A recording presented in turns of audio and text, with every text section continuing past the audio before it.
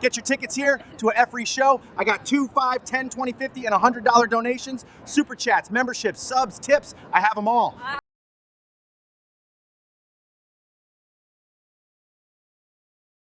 Good evening, everyone. Phil here, and welcome to the Daily Wrap for what was Wednesday, the 18th of March. I have to say March because I accidentally titled the stream May earlier today. 2026. How y'all doing? Welcome to the show. Welcome to the recap. Let's talk about what went down today. Today was interesting because unlike yesterday, which was a full day of stress learning a new character in Street Fighter 6, today very much was a little different, a more laid-back day of playing two very interactive and relaxing games.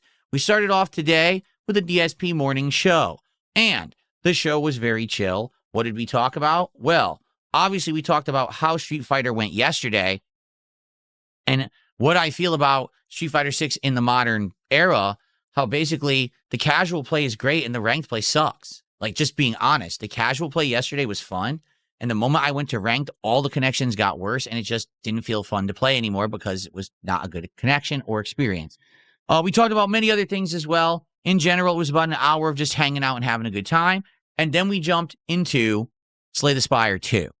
How did Slay the Spire 2 do this time around? This was stream number 4 of the game. Unlike the first stream, which did well, the last 3 streams sadly just aren't doing great, but they're not doing terrible. So what does that mean? Attendance was decent, all right? Not great, but not horrible, all right? Engagement was good. We had several people who were very into the game and wanted to talk about the game, and and then other people who just wanted to chat. That's the good thing about Slay the Spire, because it's slow turn-based gameplay based with RNG and cards and things like that. I can talk with you guys the whole time. It's very conversational where we can chat while I'm also playing the game. It's not just about being focused on the game, and that's a good thing. And so, today we made major progress. We started off continuing with the Regent run, and guess what?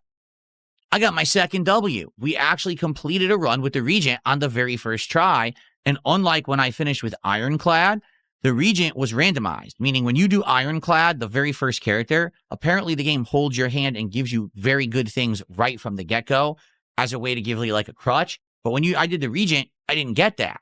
So this time I didn't have the green bird to help me. I was basically doing a first-time deck build. And the fact that I beat it on the first try, pretty awesome. So I had a great time, and then we jumped into the next character, which I think is called, is it the Necroid or Necdroid? It's basically a necromancer who has a like demon hand as a minion or a pet that you actually use in combat. It's pretty unique. Very different build yet again, even from the Regent and the other ones previous. I was enjoying it. However, I will argue that it is probably one of the harder characters to use. I went for a build that was focused on what was it? It wasn't Doom. Doom was my second attempt. It was based on this weird, like, soul mechanic where you get cards that are soul cards, and when you cast them or when you use them, you can either have them deal damage or put health on your minion. It just didn't jive. Like, I tried really hard to get it, and I got to, like, through the second act, and I just couldn't keep going. Basically, I blew it, and I was like, yeah, I had 20 minutes left. And I was like, I felt like that build wasn't for me. Let's see how far we can get in, like, 20 minutes? And we jumped back in and did a second run with that same character. And I beat, like, the entire first act. I got right to the end of the first act in 20 minutes. We turboed through. This time I did a Doom build, and the Doom build kicked butt, all right? So today, great success with Slay the Spire 2 when it came to the gameplay elements. Had a great time. Next time around when we play it, we will continue on with this Necromancer character. And then there's another character we unlocked. I guess it's kind of like a robot. It's called the Defect. And we're probably going to try them too, okay? The only thing that really didn't work out today, honestly, attendance wasn't great. It was good. Support wasn't great. It was good. We still made a good amount, but it wasn't like a great amount. You know what I mean? So the game does work. It just hasn't caught on as a game that's like, how can I say? It's weird to me that the game has over 500K concurrent players at its peak every day on Steam, and it's a low attendance, only okay support stream for me. It's head scratching. But then again, I think it's due to the audience that I've cultivated over the years. When for over a decade, I was someone who only played on consoles and only really played big AAA games. it's going to be a while likely until I get people to understand that I want to play these smaller scale indie style games that are worth playing because they're good. I mean, last year, a very similar thing happened with Blueprints, where it was an RNG based roguelike game that was a puzzle exploration game, right? And man, it was hard to retain an audience that people would show up, engage, and support it. Just to be honest, it really was tough. And so I really like the game and I want to keep it in the rotation. But the question begs itself, should Slay the Spire 2 remain as daytime streams, or should we make it night streams? The way I see it, we have one more character to try, and then we've tried them all. There's only 5 characters in this early build of the game.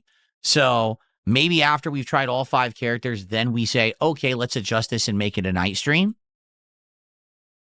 Will there be enough people on a late stream to actually support it and make it work? These are big question marks. Thing is, we don't have to worry about this till next week now, but I'm curious what your thoughts are. Let me know what you think of Slay the Spire 2. If you're a daytime viewer, would you be willing to come to a late stream? I'm all ears, okay? All right. Now, tonight's late stream was RimWorld. And if you remember, after RimWorld on Sunday night, this was another big question mark for me. Why? Well, RimWorld had historically done well ever since we started playing it on the final day of 2025. Usually, we would get a decent-sized crowd, albeit smaller than a popular game, but it's kind of a staple crowd of people who come by for RimWorld every time, and they would engage highly to explain the mechanics of the game to me and to support the game. In fact, RimWorld had been one of the best and most consistently supported games that I've played, except for Sunday, when all of a sudden it slowed down dramatically and the stream actually performed worse than the Slay the Spire stream. So, yeah, that's concerning. A game that's always been doing well, all of a sudden the support was not very slow, but was slower, right? So tonight, I basically opened up the stream just asking people straight up, do you think that RimWorld's played out?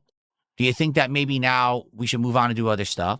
Or should we maybe do something different in RimWorld? Meaning, we're now over 30 hours into this group of survivors and they're doing well. Like, for example, they're researching the highest level research stuff. They're getting to the point now we're going to be able to find the minerals and elements we need to do the highest level of crafting and development relatively easily. Then it means we're going to get much better weapons, much better armor, right? Everything that we need to survive. We're going to be able to be moving out and attacking other enemies, doing caravans and fights, and pretty soon, no lie, we're going to be able to research the spacecraft. So it very well could be that within a few more streams, we're at endgame, right? And basically the feedback that people gave me was, I may not realize this because I didn't, most people do not play RimWorld to completion. Most people play RimWorld to a point where the fun, zany, unpredictable stuff kind of stops happening, and then they just stop playing RimWorld, and they restart. And they'll have a new group of survivors with a new group of variables. A lot of people are basically trying to convince me to buy DLCs. They're saying there's 5 DLCs for this game that all add tons of new things that you could do that would make the playthrough more interesting. Okay? So I said to everyone, here's what we'll do. Let's play RimWorld for tonight. Let's see how it goes. If by the end of tonight we are so bored that we don't want to make any more progress with this group, we'll save them up and then let's start over and do a DLC or something, right? I've actually heard that the DLCs, number one, you can get them cheaper off of Steam, meaning you can go to one of those websites, buy them on the cheap, and get the code and get the DLC for way cheaper than the full $25 they charge for on Steam. But also, apparently there's a Steam sale that's about to go down anyway. Maybe they'll be sold at a discount, all right? So anyway, how did the night go? The first hour was chaos. If you remember last time, we had a caravan going on to get steel, but then we also had a group left at home. So while the caravan was doing their work, we had a break and one of the people stopped mining, dramatically slowing down the progress of the caravan. And they only had 11 days to finish because they were going to get attacked by robots if they didn't get out of there in like 11 days. While that's happening, the electricity broke down and stopped working at my home base. And while I was trying to figure out why, we got attacked by 12 invaders. The biggest group to ever attack us, okay? And we were dramatically reduced in number because we had people out on a caravan. So I don't want to spoil what happened, but let's just say the interest picked up. People got excited again because so much was happening. It ended up being an exciting stream rather than a relatively boring one, okay? So by the end of the stream, I said, you know what? Why don't we look at these DLCs? Let's take a look at them. So I actually took about 10 minutes at the end of the show. I reacted to all of the trailers of the 5 different DLCs available for RimWorld. So tonight, the first hour is insanely chaotic. Second hour, I get back on track, and then we watch the DLCs. I think you'll like the RimWorld stuff tonight, especially if you found the last few streams boring. Tonight, you'll probably like it more than those previous streams, okay? We were not in agreement. We didn't come to any kind of a determination if we're going to do DLCs yet. I think next time what we'll do is we'll boot it up, we'll start playing, we'll see how that night goes, and then maybe we'll decide, do we want to keep going or do we want to stop and do DLCs? I'm willing to do whatever the audience wants. As long as the audience agrees they'll show up, engage, and support those streams, I'll do whatever. All right? Now, I don't want to kill these survivors. I'll save that game, and maybe we could even resume it at a future date. But I hope we make the right decision, and I hope that you'll come back when I play RimWorld again next week, and we pick up the playthrough again. Okay? Fair enough. Oh, by the way, support was outstanding. We did a lot of support tonight on the RimWorld stream, so I'm not really too concerned. I think that what's going to happen is it's going to go like this. Sometimes it's going to be just okay, and sometimes it's going to be great, and tonight was great. So I got no complaints. Thank you for a great RimWorld stream. Enjoy the videos, and next time we'll make a determination of what we're going to do next. Okay? Now, guys, tomorrow, very different kind of day. In fact, tomorrow is the first time ever I'm going to do a day like this, so listen up. Tomorrow morning, there will be a Level 1 podcast. It will start at the normal time. Stream will go on around 11:15 a.m. Pacific time. Podcast starts around 11:30. Likely it'll run about an hour to 2 hours. And when the podcast is done, we're done. The stream will go offline. At that point, I'm going to go have an early meal with my wife, and then I'm going to come back about 2:45 p.m. Pacific time, because tomorrow is the release of Crimson Desert. The reviews for this game are all over the map. Some people are saying this game is finicky. It's not polished. It's very, very twitchy. It doesn't feel like it's finished. 6 out of 10. Others are like, this is the best open world game I've ever played. Insane amounts of content, endless opportunities and fun. 9 or 10 out of 10. I'm serious. I've seen reviews saying both things. How could both of those things be true? If the game is busted, unpolished, and broken, how could it also be a 9 or 10 out of 10 best open world game you've ever played? Does this mean that there's dramatically different experiences depending on where you play it? Is it better on console or PC? Do certain PC setups work well and others are terrible? I don't know. It's very confusing, isn't it? So for me, I don't know what to believe. And that's why tomorrow I'm going to be playing Crimson Desert starting at 3 p.m. Pacific time all the way to like 9:30 p.m. Pacific time with a quick break here or there. Nothing major. No breaks for food because I'm going to eat early. It's going to be a full-fledged fun stream of Crimson Desert to fully explore this game. 6 to 7 hours of gameplay. And then likely at the end of that stream, when I go offline, I will do like a 10-minute mini review what I think about the first 6 to 7 hours. And I will leave that video as the highlight video on the channel over the weekend so that people can check out for themselves and make the determination for themselves if they want to check out Crimson Desert. So tomorrow will be a great day. First time exploring a brand new game that everyone has questions on, including me. Let's see together if this game is good. All right? I hope you'll join me tomorrow for Crimson Desert. If not, I'm not here Friday or Saturday. I'll come back on Sunday. All right? Guys, thank you so very much. I'm excited for tomorrow. I hope you are too.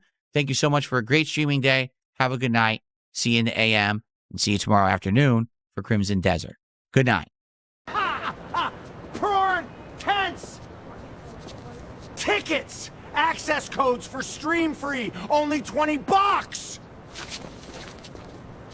Police, don't watch this!